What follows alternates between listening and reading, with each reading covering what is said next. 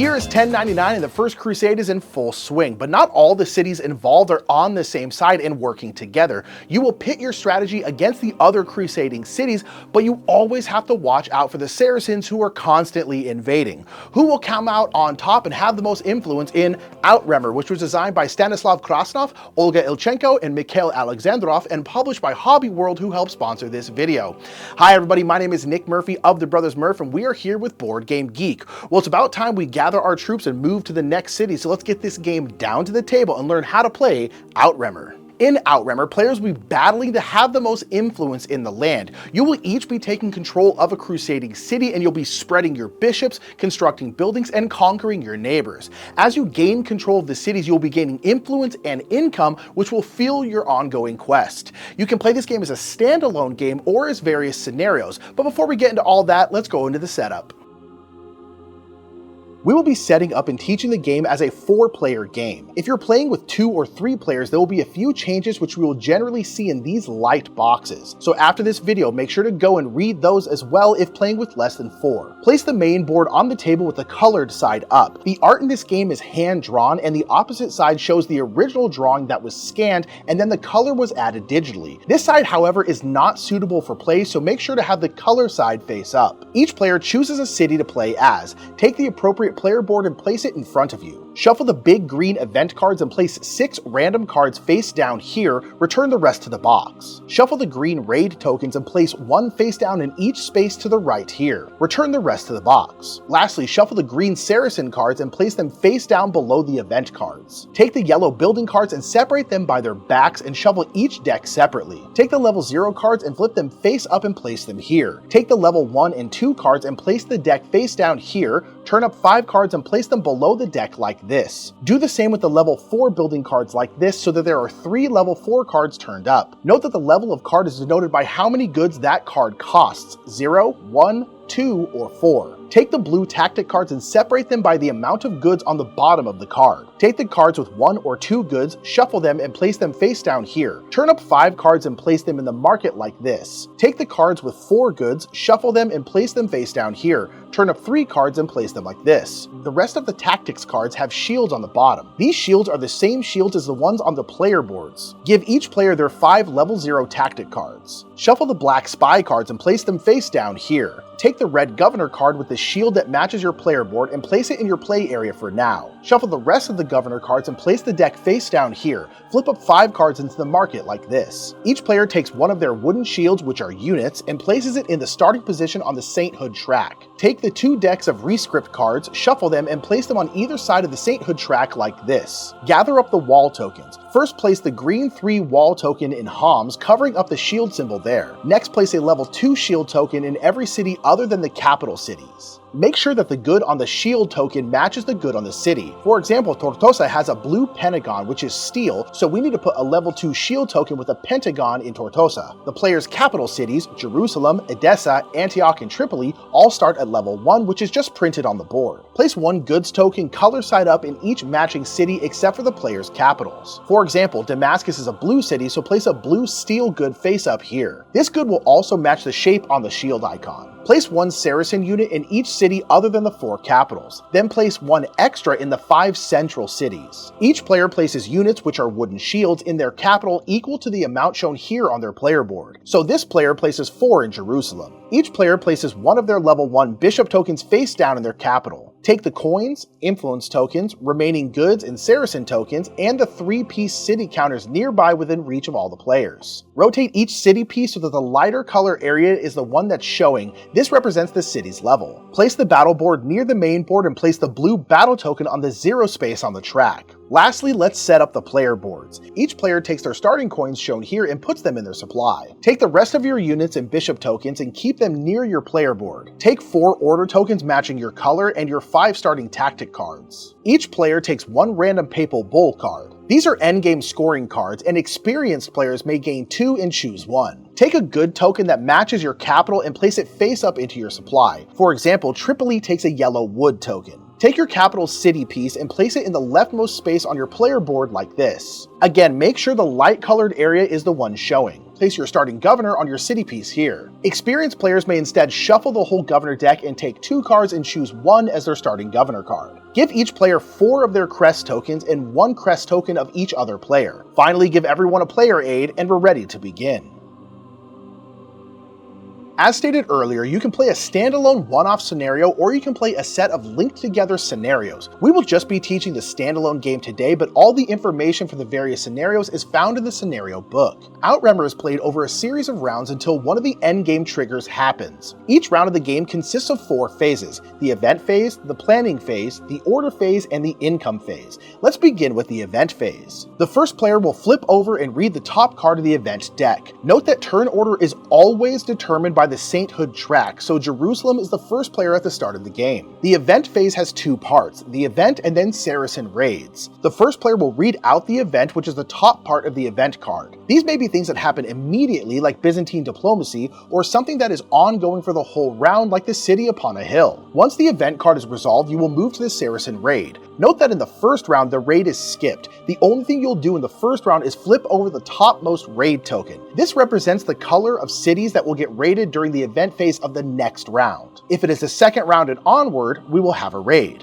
The face-up raid token shows which Crusader cities the Saracens will raid. So in this case, all blue Crusader cities will get raided. First, you will place 1 Saracen unit in each city matching the raid color. A city is a Saracen city if it has Saracen units in it, and a Crusader city is one that has player units in it. There will never be a case where a city will have more than 1 type of unit in it. This round, the raid token shows blue, and so the Saracens will invade Edessa as it's a blue Crusader city. If multiple players are getting invaded, resolve the invasions in turn order, which is always determined by the sainthood track. Each Saracen city adjacent to the target city will move 1 non-last unit into the city. Non-last means it can't be the last unit in the city. Saracens and Crusaders may never move their last unit from a city. So in this case, this Saracen would not invade as it's the only unit in its city. When you move the units, you may keep them on the border to remind you from where they came. For each city raided, you will find the raid outcome. This will be what the bottom of the event card is for. You will take the Saracen strength and subtract it from the city strength. The Saracen strength is the number of units invading, in this case 3, plus any bonuses from the Saracen track. As tokens get removed from this track, the Saracens get stronger. This symbol means the overall Saracen strength is now +1, and these symbols mean that each Saracen city will now commit 2 or 3 non-last units to invasions instead of just 1. The city strength is the number of player units, in this case 4, plus the strength of the wall, in this case 1. Subtract the Saracen strength, which is 3 here, from the city strength, which is 5, take this value, which is 2 in this case, and look at the table at the bottom of the event card to get your outcome. Since our outcome's value is 2, and that is in the 1 to 3 range, the player will have to lose 1 bishop. Once this is resolved, the Saracens move back to their original city unless they capture the Crusader city. If the Saracens have equal to or greater strength in the city, they will capture the city. The player will move their units to an adjacent city they control. If they can't, their units are destroyed and returned to their supply. The Saracen units that invaded the city will now stay in the city. The player returns the city piece back to the supply and places the governor card face up on the bottom of the governor deck. They will also lose the good associated with that city. This is shown here, so this player will have to get rid of 1 steel good. At the end of the event phase, the Saracens will gain a new target. Discard the top face-up raid token and flip over the next one down. These cities will now be the target of the Saracens' raid in the next event phase.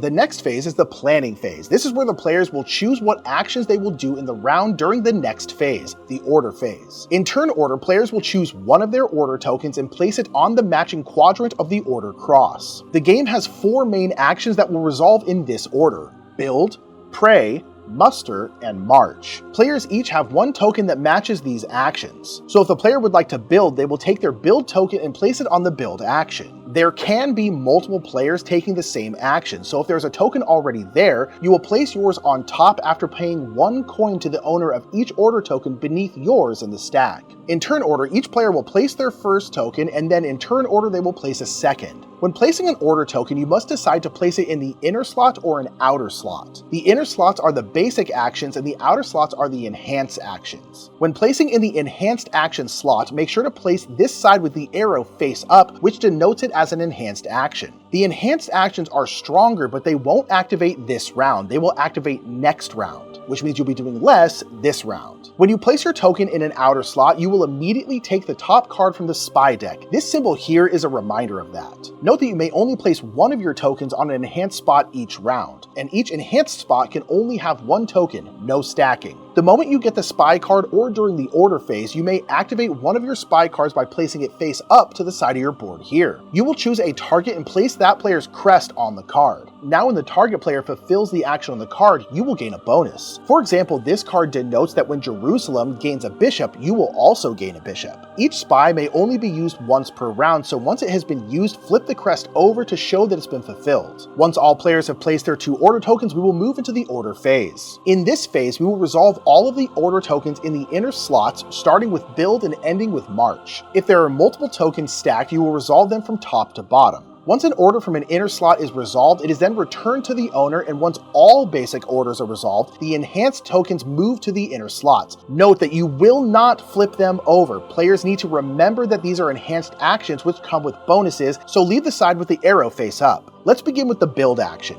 This action deals with the yellow building cards here and the levels of your cities. During this activation, you may do 2 things. You may upgrade a city under your control. To do so, you will pay an amount of wood goods, in this case 1 wood. The amount you have to pay is shown here on the city dial. 2 notes about paying with goods. Firstly, whenever in the game you need to pay a good for any action, you can always pay 1 coin instead. So instead of 1 wood, you can discard 1 coin. Secondly, when you spend a good, you will simply flip it over to its gray side in your supply. You do not discard it. At the end of the round, this will flip back up to its color side, ready to be used again, or if you ever get this bonus, you may flip a good back to its color side. When you increase a city's level, you will turn the dial to the next sector. The city piece shows what goods the city gives you. This should already be in your supply, and how many coins you will generate during income. Some cities give you an extra good once they reach level 3. Make sure to take this good token when you upgrade to level 3.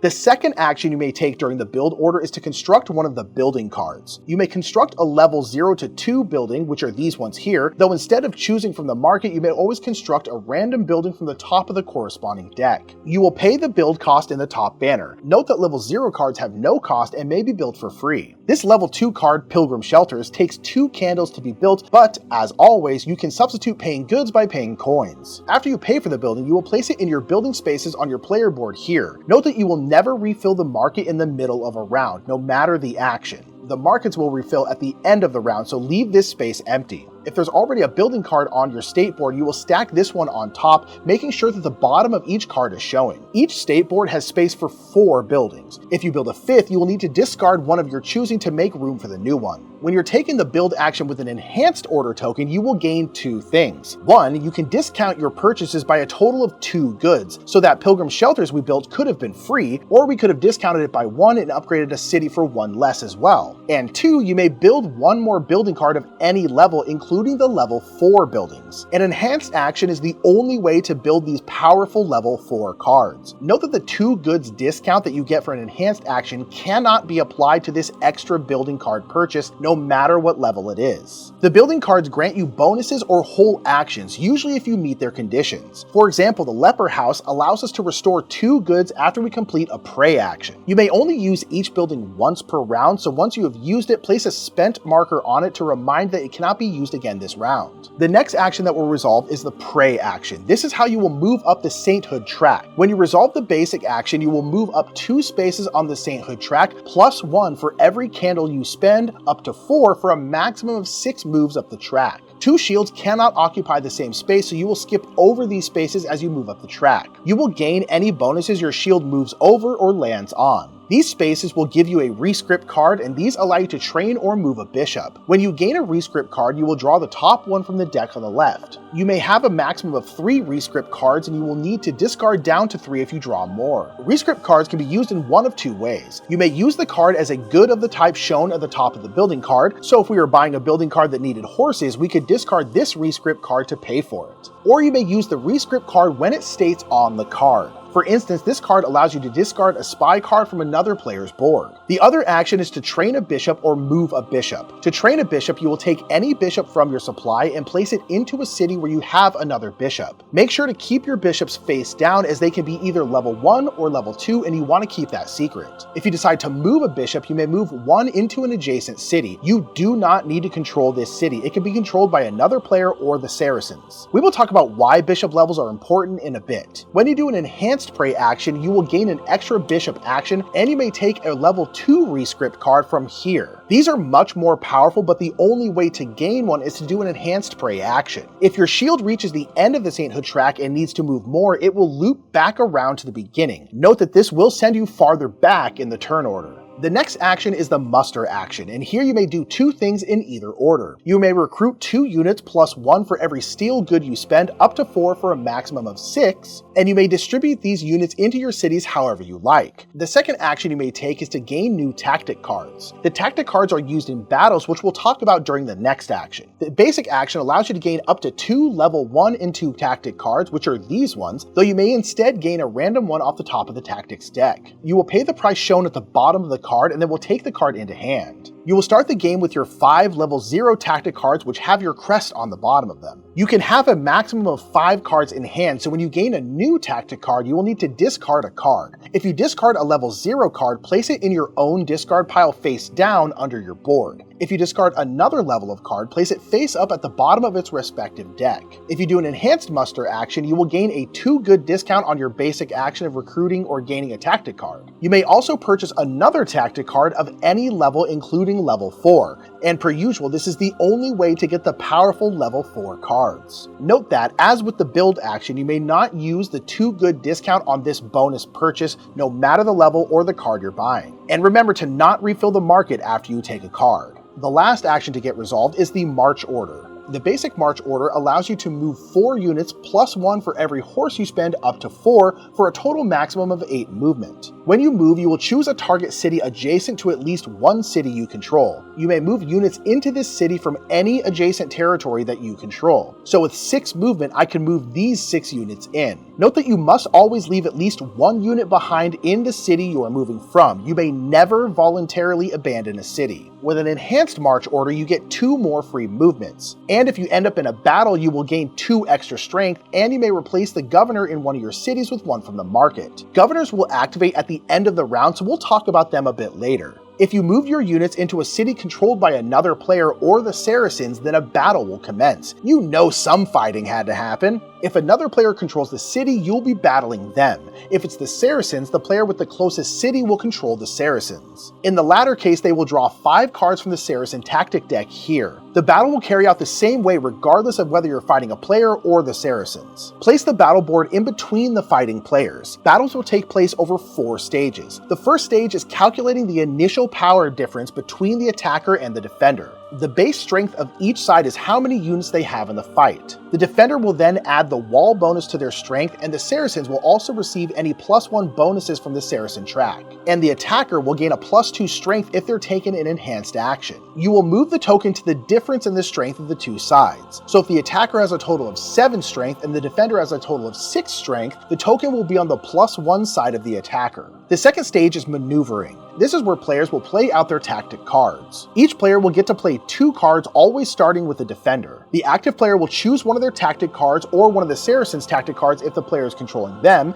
and they will place this card face up in the one spot of the battle board. The other player will then choose which half of the card they want to cover up and cancel. Each tactic card has a top half and a bottom half. Let's say the player wants to cover up the bottom half as they think that will be worse. They will then announce this, and then the active player will pluck a card at random from their hand and place it face down sideways over the half the player wants covered up. The active player must choose this card at random and cannot look at the card before placing it on the battle board. Hopefully they don't pick the card that you were just about to play. You will then resolve the half of the tactic card that's still showing, unless it's an ability with an hourglass that will activate at the end of the battle. Once this half is resolved, the attacker becomes the active player and will now choose one of their tactic cards to play face up. Now the defender decides which half they want to cover up, announces it, and the attacker chooses a card at random from their hand and covers up the half they chose. Then the card will resolve. Each side will get to do this one more time, and at the end of those 4 maneuvers, that battle is over. though if one side ever has no units left in the fight, the battle immediately ends. There are 5 symbols that you will generally see on tactic cards. This symbol gains the player's strength and moves the battle token towards their side that many spaces. The Shattered Shield destroys your enemy's units. The Running Man is the route action, which forces your opponent to move their units to an adjacent city they control. If there is no adjacent city they control, those units are destroyed instead. The Boot symbol allows you to move in non-last units from adjacent cities mid-battle and allows you to recruit units directly into the battle. Whenever you lose or gain units, make sure to update the battle track as these increase or decrease your strength. Note that all symbols and terms are in the back of the rulebook here. After each player has taken their 2 maneuvers, the battle will end. Whoever has the most strength at the end of the battle wins. If it's a tie at 0, the attacker wins. The 4th stage is the end of battle.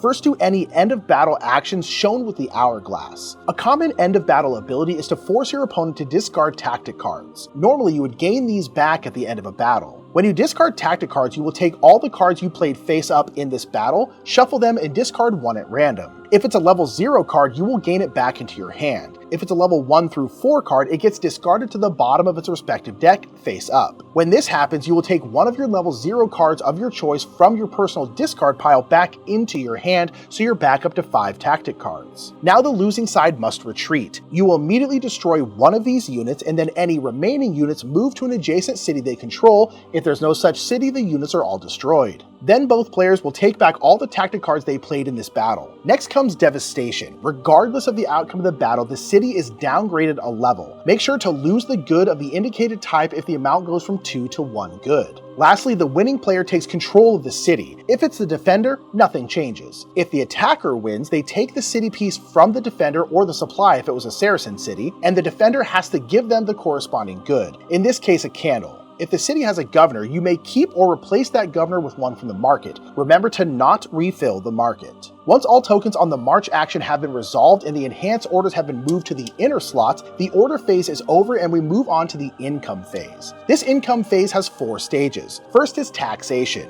Players will gain coins from the supply equal to what is showing on their city pieces, in this case 3 plus 1 for their capital. You will then restore all of your spent goods and remove any spent tokens from things like buildings and spy cards. Now we will gain influence from our governors and our holy lands. Each governor will gain you influence based on its condition. For example, this one here gives you 1 influence per steel good you have, and this one gains you an influence per every 5 units you have on the board. Next, we will need to check for holy lands. This is where the bishops come into play. Whoever has the highest total value of bishops in a city will have that city as one of their holy lands, though in the case of a tie, no one claims the holy land.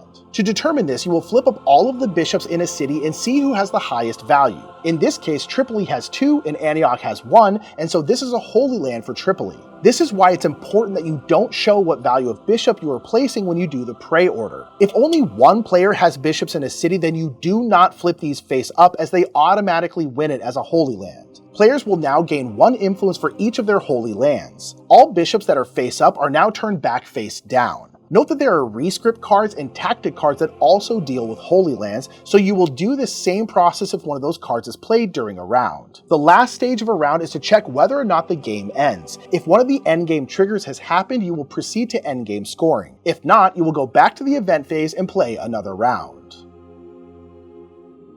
The endgame can be triggered in one of 4 ways. Note that these triggers are only valid if they're true at the end of a round. It doesn't matter if they're true mid-round. The game will end at the end of a round if a player has Supremacy, which is control of 4 cities, if a player has Sanctity, which is having 5 holy lands, if a player does not control a single city, i.e. all their units are off the board, or if it's at the end of the 6th round. Now players will score their influence, which is points. First, you will count the influence token you earned mid-game. Then you will check your Papal Bull card. You will choose 1/2 of this to score. Note that the symbols on the left side are only for scenario play, so they can be ignored.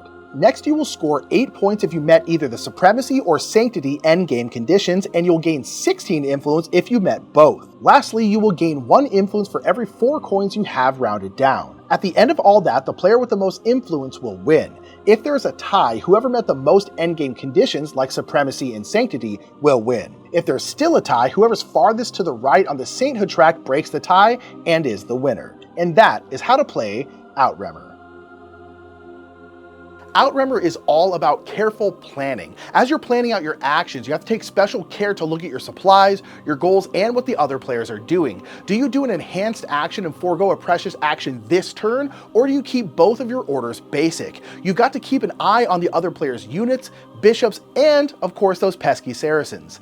And if the Outremer seems like a game you'd enjoy, make sure to check it out and learn more. Until next time, I've been Nick Murphy. We are here with Board Game Geek, and that is how to play Outremer. Have a great day.